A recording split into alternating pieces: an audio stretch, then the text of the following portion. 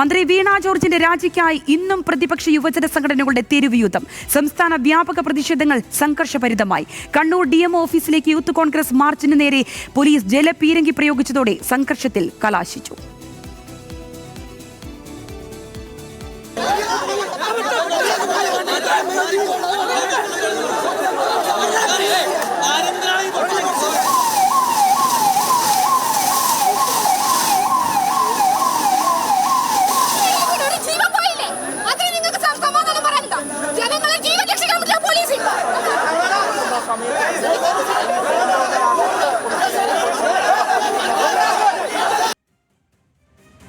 തിരുവനന്തപുരത്തെ ആരോഗ്യമന്ത്രിയുടെ ഔദ്യോഗിക വസതിയിലേക്കുള്ള യൂത്ത് കോൺഗ്രസ് മാർച്ചിലും സംഘർഷമുണ്ടായി.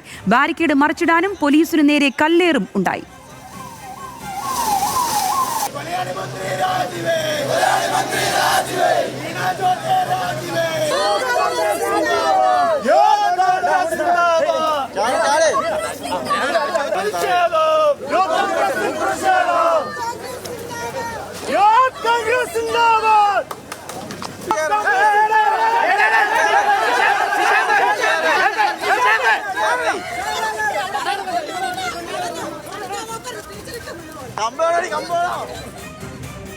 പാലക്കാടുണ്ടായ മാർച്ചും അക്ഷരാർത്ഥത്തിൽ തെരുവ് യുദ്ധമായി. സിവിൽ സ്റ്റേഷനുള്ളിൽ മതിൽ ചാടിക്കടന്ന് പ്രവർത്തകർ പ്രതിഷേധിച്ചു. പ്രവർത്തകരെ കസ്റ്റഡിയിലെടുക്കാനുള്ള ശ്രമത്തിനിടെ പോലീസ് ബസ്സിന് മുകളിൽ കയറിയും പ്രവർത്തകർ പ്രതിഷേധിച്ചു.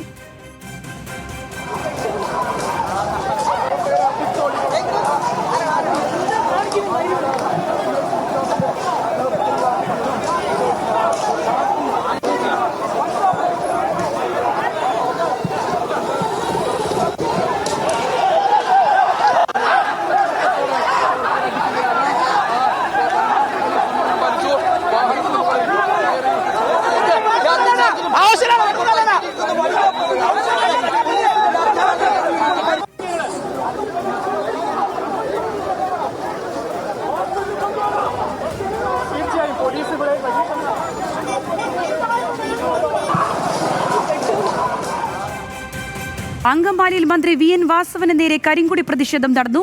വാഹനം തടഞ്ഞു നിർത്തിയവരെ അറസ്റ്റ് ചെയ്തു.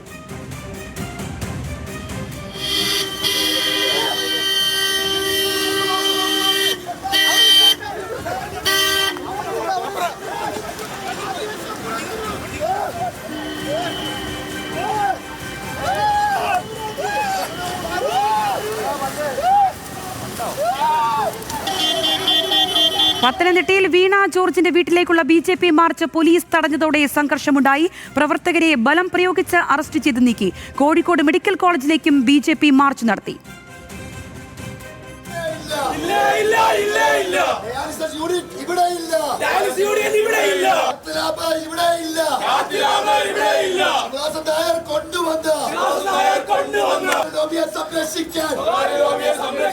സാധാരണക്കാരുടെ ആശുപത്രി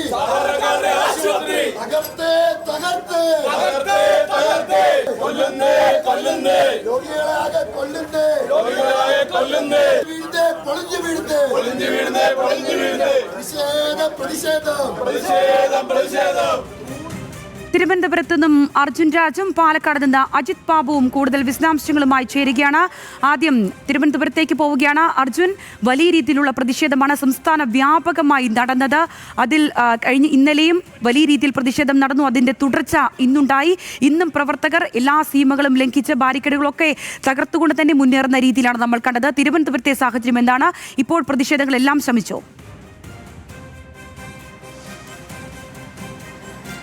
പ്രതിഷേധത്തിന് ഇപ്പോൾ ചെറിയ അയവ് വന്നിട്ടുണ്ട് സംഗീത. ഇന്നലെ ഉണ്ടായതുപോലെ തന്നെ ശക്തമായ പ്രതിഷേധമാണ് ആരോഗ്യമന്ത്രിയുടെ ഔദ്യോഗിക വസതിക്ക് മുൻപിൽ ഇന്നും ഉണ്ടായത്. പ്രധാനമായും യൂത്ത് കോൺഗ്രസ് ആണ് ആരോഗ്യമന്ത്രി രാജിവെക്കണമെന്ന് ആവശ്യപ്പെട്ടുകൊണ്ട് ഔദ്യോഗിക വസതിക്ക് മുന്നിൽ പ്രതിഷേധവുമായി എത്തിയത്. 1 മണിക്കൂറോളം ഈ വീടിന് മുൻപ് സംഘർഷഭരിതമായിരുന്ന അവസ്ഥയായിരുന്നു. പോലീസ് ബാരിക്കേഡ് വെച്ച് തടഞ്ഞിരുന്നെങ്കിലും പ്രവർത്തകർ അത് മറികടന്ന് മുന്നോട്ട് പോകാൻ പലവട്ടം ശ്രമിക്കുകയുണ്ടായി. ഒരു 15 തവണയിലേറെ പോലീസ് ജലപീരങ്കി പ്രയോഗിച്ചു, ലാത്തിചാർജ് നടത്തിയില്ല എന്ന് മാത്രമാണ്. പക്ഷേ ജലപീരങ്കി പ്രയോഗിച്ച് പ്രവർത്തകരെ പരമാവധി പിന്തിരിപ്പിക്കാൻ ശ്രമിച്ചെങ്കിലും ശക്തമായ പ്രതിഷേധമാണ് മന്ത്രിയുടെ ഔദ്യോഗിക വസതിക്ക് മുന്നിൽ പ്രവർത്തകർ ഇന്ന് യൂത്ത് കോൺഗ്രസ് പ്രവർത്തകർ നടത്തിയത്. ഈ ഔദ്യോഗിക വസതിക്ക് തൊട്ട് അടുത്തുള്ള റോഡിലേക്ക് മതിൽ ചാടിക്കടന്ന് ചില പ്രവർത്തകർ എത്തുകയും ഉണ്ടായി. വനിതാ പ്രവർത്തകർ ഉൾപ്പെടെയുള്ള ആളുകളാണ് അത്തരത്തിൽ പ്രതിഷേധവുമായി എത്തിയത്. അവരെ പിന്നീട് പോലീസ് അറസ്റ്റ് ചെയ്ത് നീക്കുകയാണ് ഉണ്ടായത്. പലവട്ടം പോലീസും പ്രവർത്തകരും തമ്മിൽ ഉന്തും തള്ളും വരെ എത്തുന്ന സാഹചര്യം ഉണ്ടായി. പക്ഷേ പരമാവധി പോലീസ് സംയമനം പാലിച്ചു. ജലപീരങ്കിയിൽ ഒതുക്കി പ്രവർത്തകരെ അനുനയിപ്പിക്കാനാണ് ശ്രമിച്ചത്. പക്ഷേ ശക്തമായിട്ടുള്ള പ്രതിഷേധം നടത്തിയാണ് യൂത്ത് കോൺഗ്രസ് പ്രവർത്തകർ പിന്തിരിഞ്ഞത്. സംഗീത പറഞ്ഞതുപോലെ തന്നെ കഴിഞ്ഞ ദിവസങ്ങളിലൊക്കെ ഉണ്ടായതുപോലത്തെ ശക്തമായൊരു പ്രതിഷേധം യൂത്ത് കോൺഗ്രസിന് ഇന്ന് മന്ത്രിയുടെ ഔദ്യോഗിക വസതിക്ക് മുൻപിൽ നടത്താൻ കഴിഞ്ഞു. മന്ത്രി അതിനു മുൻപ് തന്നെ ഔദ്യോഗിക വസതിയിൽ നിന്ന് പോയിരുന്നു. മന്ത്രിയുടെ സാന്നിധ്യത്തിലായിരുന്നില്ല പ്രതിഷേധമെങ്കിൽ കൂടിയും ശക്തമായ പ്രതിഷേധം മന്ത്രിയുടെ ഔദ്യോഗിക വസതിക്ക് മുൻപിൽ നടത്താൻ ഇന്ന് യൂത്ത് കോൺഗ്രസ് പ്രവർത്തകരാണ് എത്തിയത്.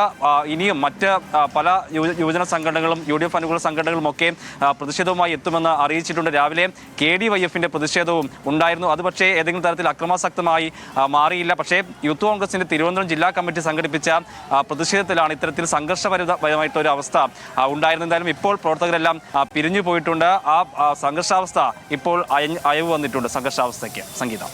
തീർച്ചയായും ഇത് തിരുവനന്തപുരത്തു നിന്നും അർജുൻ രാജാണ് വിശദാംശങ്ങൾ പങ്കുവച്ചത്. നമ്മൾ പാലക്കാടേക്കും കൂടി പോവുകയാണ്. അവിടെ നിന്ന് അജിത് ബാബു ചേരുന്നു. അജിത്ത്, പാലക്കാട്ടെ സാഹചര്യവും വിഭിന്നമായിരുന്നില്ല. അവിടെ യൂത്ത് കോൺഗ്രസിന്റെയും യുവമോർച്ചയുടെയും നേതൃത്വത്തിലുള്ള വലിയ രീതിയിലുള്ള പ്രതിഷേധമായിരുന്നു നടന്നത്.